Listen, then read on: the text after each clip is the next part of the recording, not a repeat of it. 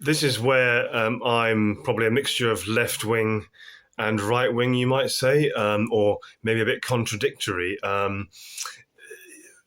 For example, on immigration and migration, one thing that doesn't seem to get mentioned very often, when we're talking about the boats across the small boats across the English Channel, we're talking about racial tensions in this country, we're talking about immigration, migration, borders, which is, an explosive subject at the moment.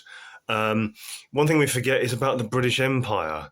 Now, some of you might be surprised to hear me talk about this because normally I'm talking about normally I seem to hold views, I suppose, which might be labelled more right wing or I don't know, nationalist or even far right. I'm one of those people that Keir Starmer would call far right. It seems well, half the country are apparently far right now, according to him. But this is where I may appear to contradict myself because normally my views seem to be sort of, I suppose you might say, akin to Nigel Farage or Reform UK.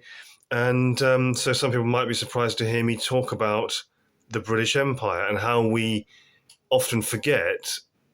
We seem to be not taking into account in all these debates and discussions. We seem to be often even unaware. We seem to have forgotten this massive part of our history that we colonized, we took over half the world. We had the largest empire in the world. The British Empire was the largest empire in the world, followed by Spain and France.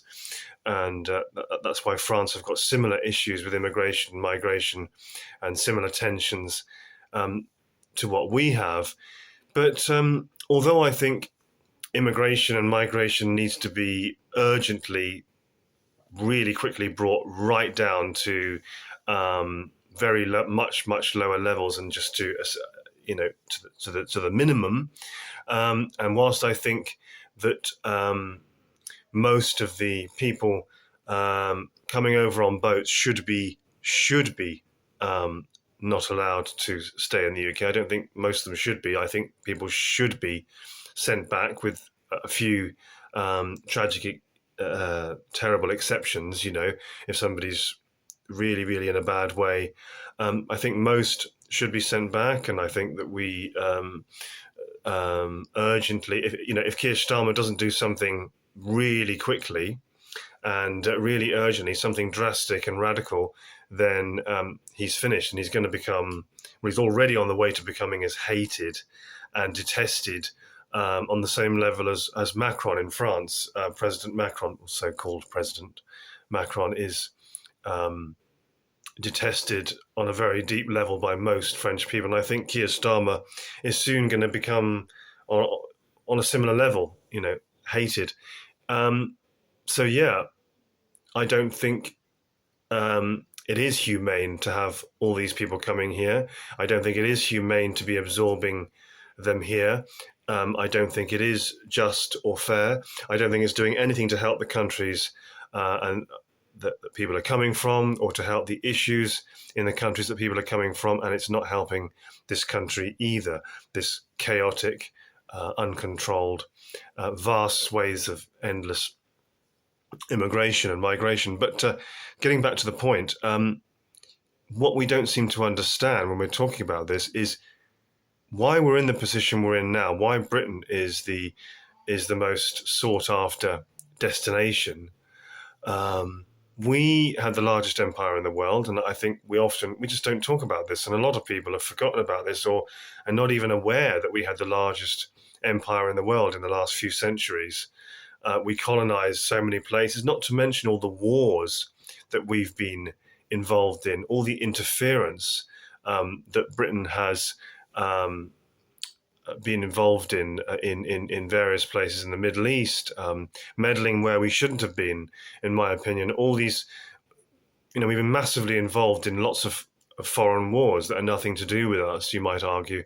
I strongly believe that. And so I totally understand why how English became the international language, why so many people, well, most people, want to come here as opposed to other European countries, although many do get absorbed into France. Um, we don't seem to talk about this. The British Empire, all the places we colonized and took over in the world, the places that we ruled. And I know there are lots of debates about how just or fair or humane all that was. Um, but why don't we talk about this more often? Because even if I'm one of those people that hold what you might label as right-wing views on immigration and migration. I was a UKIP activist. Activist is quite a strong word. I was a UKIP campaigner, volunteer for several years, and yes, I'm a Reform UK person, and I believe the small boats thing is deeply corrupt and wrong, and shouldn't be happening, and most of them shouldn't be here or staying here. Um, and whilst I hold those views, I also may sound a bit left wing if we're going to use labels like that. In that I understand and I acknowledge, and we need to take into account how we've got to where we are now, why most people want to come here. English is the international language. We had the largest empire in the world, and then Spain and France were after that.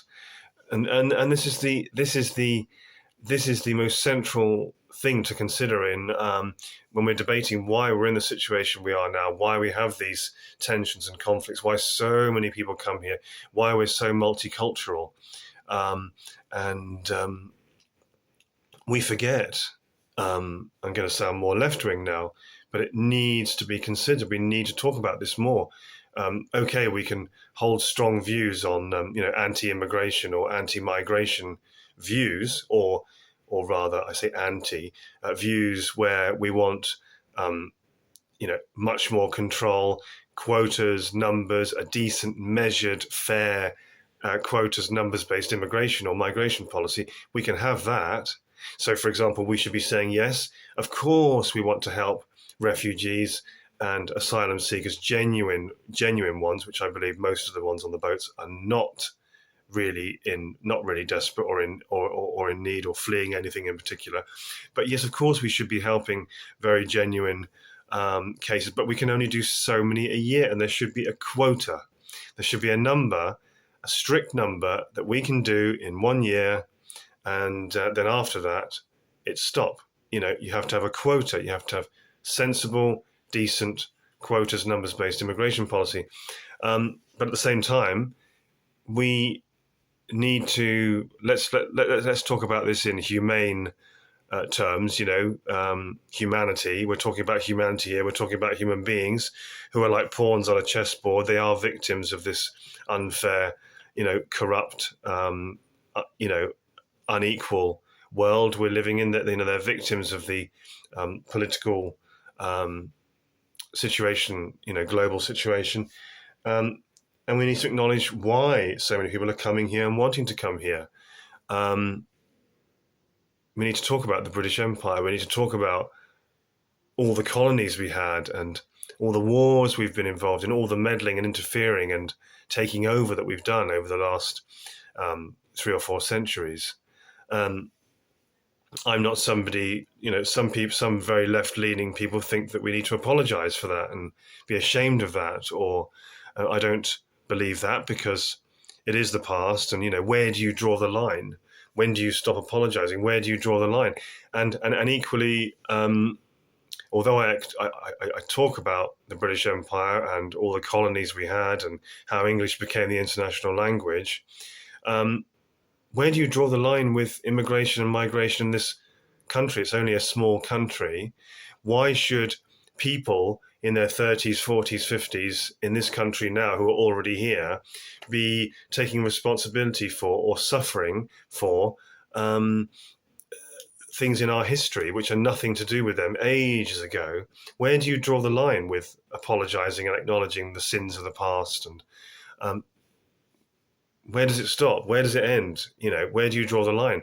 What's that got to do with people, middle-aged or younger people, in this country now. How is it fair to impose endless swathes of chaotic immigration and migration into this country? There are no limits, there are no quotas. It's an endless, infinite, chaotic flow of swathes of people. And, how is that fair? How is that helping this country? How is that fair on people who are already here or born here? How is that just? That's wrong. That's corrupt. And how is it fair or helpful to the countries people are coming from, the issues that people are escaping from, the problems in countries people are coming from? How is it helping those problems? How is it doing anything about any of the underlying issues? It's just a sticking plaster solution where you just have endless swathes of people all coming here or coming to France, leaving countries and all coming to here, France, Germany, Italy. How is that helping those countries? How is that helping the countries that they're coming into here in Europe? It's not right. In my view, it's really, really corrupt and a very critical situation. And already, I think Keir Starmer, in my view, is going to becoming a hate figure on the same extreme level as President Macron. The sort of hate where most people just want him to disappear. Whatever that means, well, I'll leave that to you. I'll leave that to you to decide what disappear means. But I know 80 to 90% of French people would like to see Macron leave the country. And I think Keir Starmer is going to be on a similar level of hatred, if that's how I see it. But obviously, we can debate that. You may agree or disagree, or somewhere in between. But yeah. So this is where I'm one of those people that may seem to sound a bit left-wing and a bit right-wing at the same time. Yes, we need to stop most of this immigration and migration flow urgently, and we can't absorb many more people, and we need to get immigration and migration down to the absolute minimum urgently. People are not racist. They're only natural in wanting to preserve their cultural identity, the identity of this country. Over the last 20 to 30 years, many people have seen their town change so much they don't recognize it anymore. They don't know what country they're in. And that's not normal, because people weren't consulted about that or asked about that. And to want to preserve individual national identities and loving all the different unique identities of each culture and country, that's not racist. That's a good thing. Of course, people want to be able to recognize the town as British, or largely British, or discernibly British. Okay, you have other communities, other people from other places. It can be cosmopolitan, it can be multicultural to some extent. That's normal. That's healthy. Immigration can be a good thing. And as I said, we had the largest empire. We were the biggest colonial power in the world at one time. Not that long ago either. You only have to go back a century or two. But at the same time, it's not the answer having more and more people, endless, uncontrolled, vast swathes of people, a free-for-all, just chaos, which is what it's been over the last 20 to 30 years. That's not normal. That's not right. It's not fair. And people have got people from all walks of life are saying they want to maintain their British or English identity, and they want to be able to discern what country they're in. They don't want to see such huge change in such a short space of time. And that's not racist. That's healthy. That's humane. That's normal.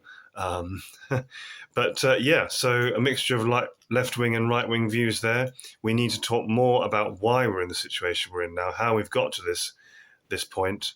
The British Empire, our colonial past, how English became the international language, and then Spain and France were the second and third largest empires after us, I believe. And that's why many of the debates and tensions and problems with migration, immigration, Islam in France are so similar to a lot of the tensions and debates and issues that we have here now, which of course are really, really urgent. There's so many parallels between French news and British news, both being former, France and Britain, both being former world powers, powerhouses, global powerhouses, colonial powers, big empires. This is why both Britain and France now have these same debates, same issues with what you might call woke, between the left and the right, and Islamic fundamentalism and tensions over migration, immigration. So many of the issues are the same in France. So many things in the news are the same, and French people saying the same thing. But at the same time, although it's similar to Britain, I think Britain and France both would do well to keep the subject of the colonial past, our empire, in the debate. Why so many people come here? Why so many people want to come here? How English became the international language? Why Britain? Why so many people coming here? We're just forgetting about that, our colonial past and the British Empire. We're not even talking about it. I think a lot of people have forgotten about it or are not even aware of it, which shocks me, because it would bring more balance into the debate and might balance out some of the tensions, I believe. Or maybe it wouldn't. I don't know. Maybe I'm being a bit, maybe I'm being a bit, I don't know. Some people might say I'm being, talking about the past and being sort of, too weak in what I'm saying, or too soft. But you've got to have a balance, haven't you? You can be tough and hard, but you've also got to be a bit soft in other areas as well. You've got to get a balance. There's not enough balance, I believe, in so many debates, especially since social media. Well, that's how I feel anyway. I've waffled for long enough. I probably didn't prepare this particular video.